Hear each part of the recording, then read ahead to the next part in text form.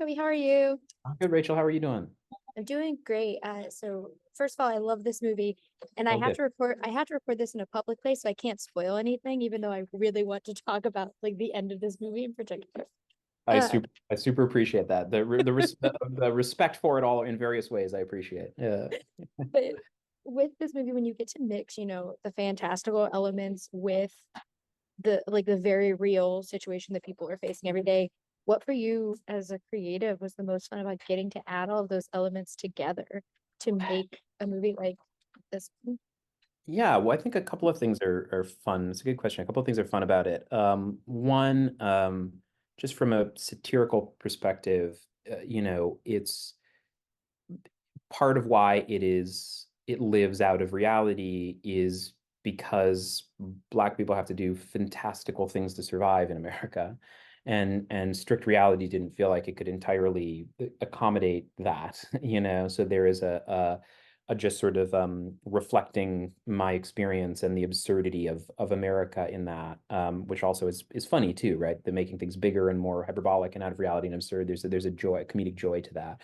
But then beyond that, it's just so fun to go play around, to leave our world a little bit, and to go play around in a different world. And so there's just a joy to that piece of it as well.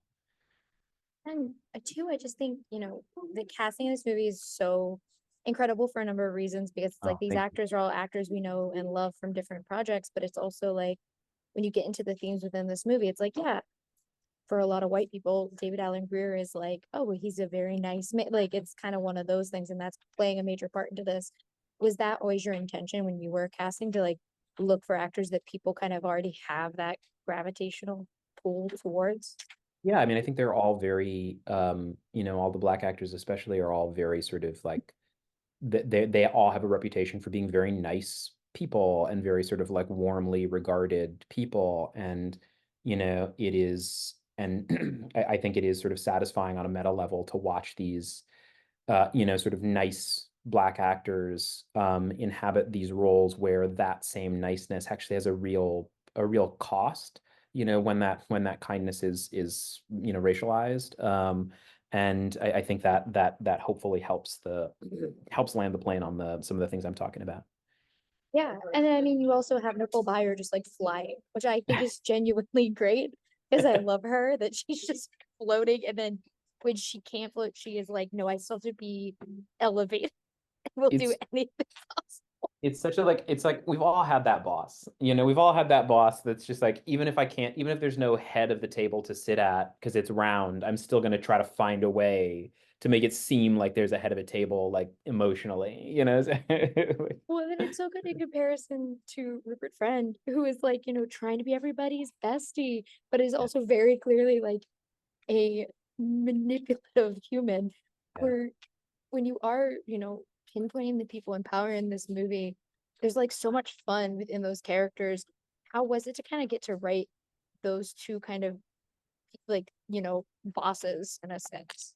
Yeah, no, I mean, I think but yeah, and it's a good pick that they're contrasting, but I think it's always very satisfying to write high status characters and to write bosses, partially because the person I am is much closer to Aaron, and so getting sort of imagining, I always have to do like a language pass on a really bossy character and a really high status character when I'm like, they would not be so friendly, and so they wouldn't ask for things, they would just demand things, because as a character, I personally, my I don't move through the world like a boss, as they say, but yeah, I think they're very satisfying characters, and they're relationships to power, I think, are really telling too, right? Where you have this head of the society and Nicole's character who's um her sort of grasp on power is so tenuous in some ways, that just the lack of levitation can really undermine her in this really profound way, and I think it speaks to the broader disempowerment of the society, whereas Rupert's character, would take a lot to really undermine him because he genuinely feels entitled to everything, and I think that contrast is really interesting. Yeah, I mean, to go to talk about Aaron and I want to talk about Lizzie too is the rom like I don't want to call this a romantic comedy because it's not, but it does have all of those rom-com elements of They have Yeah. meet cute. They have the thing preventing them from being together. There's references to like the iconic rom-coms, things like that. Were you influenced by anything when you were trying to map that out? Because on top of all these other themes, you also just threw a rom-com on top of yourself in the middle of everything else. Yeah, I mean it's absolutely a love story, and I don't think there's any I personally don't take any shame in that. I think love stories are really beautiful, and rom-coms can be beautiful. And the reason that sort of genre has a such a bad reputation in certain cases is because it's not interested in real love stories. It's interested in these like archetypes around love, right? That are in some cases really quite poisonous. Not only they're not true, they're actively like destructive, right? But a good one, a beautiful love story, a real love story, an honest love story is a thing I think all of us love. And to me, part of what I'm doing with this love story is trying to draw a very particular contrast, because it's easy to look at the sort of satire I'm interested in the film and a love story and say, oh, well, those two things don't fit. But to me, they fit perfectly in the following way, which is that part of what I'm satirizing is the experience of being seen as a stereotype, of being looked at by the white gaze and looked at as less than a person, looked at as smaller, looked at as this person without a real sort of three-dimensional character. And to me, the opposite of being looked at like a stereotype is being looked at by somebody who loves you, because they really see you and they really understand you and they have space for everything you are, warts and all.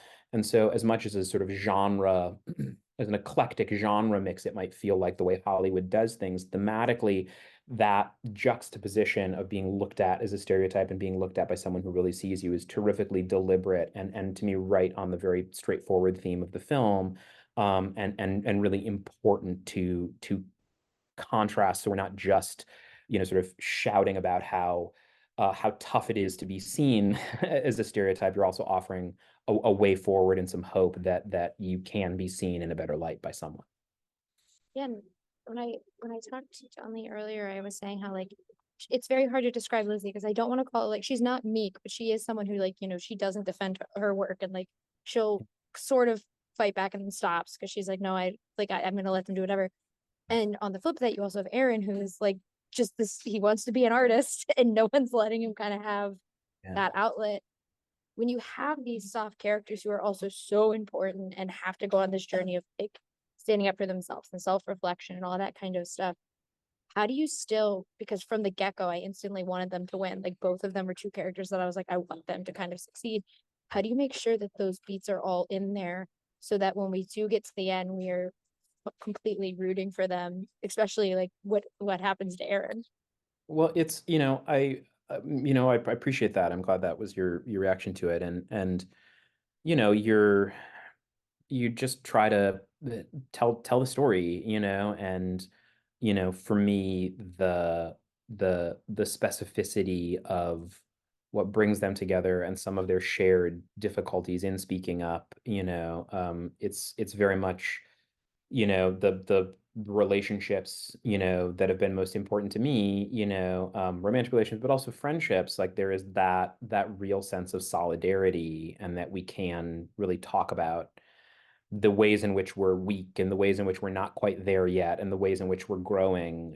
That kind of connection is really lovely to me. And the film is about protagonism in a bunch of ways, but I love centering heroes that aren't, sort of strong in this sort of like archetypical male way. They're not loud, they're not demonstrative, they're not certain, they're figuring it out, and to me there's a real power in that. And I think part of what people connect to is that vulnerability. I think a lot of us recognize, and you tend to root for people that can be honest and brave about that in ways that I think are hard for the rest of us sometimes.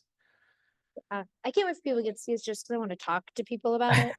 Um, but I also want you guys to mass produce Aaron's sweater at the end because I was like, this sweater that he made within 2 minutes, I was like, I want it. I'll wear it every single day and I love it so much. But thank you for talking with me. I really appreciate it. All right, I appreciate it. It's such a warm response, Rachel. I really appreciate Awesome. it. Yeah. Thank All you. right. Have a great Thanks one. so much. Bye. Yeah, have a good one. Yeah.